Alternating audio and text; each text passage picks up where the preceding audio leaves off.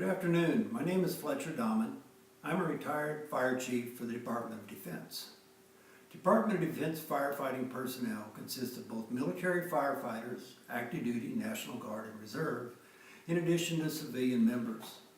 I'm here to apply for a grant to send personnel to the National Fire Academy for fire service specific leadership classes that are not available in the current military training environment.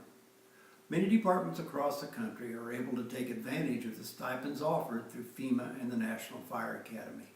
Members of the Department of Defense are not allowed to use that stipend due to federal budgetary regulations.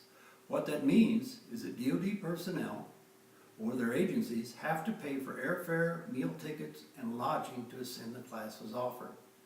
Budgets within the military service have been more centered around preparing personnel for deployments to war zones and areas of conflict overseas.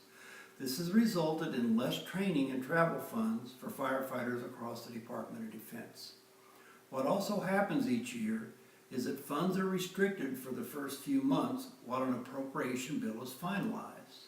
And as has happened in all of the last few years, a continued resolution goes into place which results in restricted spending until a final budget bill is approved.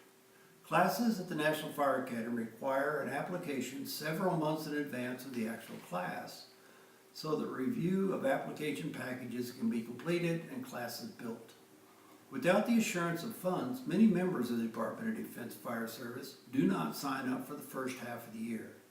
The approval of the requested grant would allow those members to sign up and be assured that funds are available for their travel and per diem to attend training classes. Fire Department management and leadership training at the National Fire Academy would enhance a career progression for many of the outstanding young men and women serving our country, not only here in the USA, but around the world. This grant will also add value for all the mutual aid partners near military bases across the country. Exposing the future generation of fire service leaders in the Department of Defense to their civilian counterparts at the National Fire Academy only adds to familiarity and cooperative training.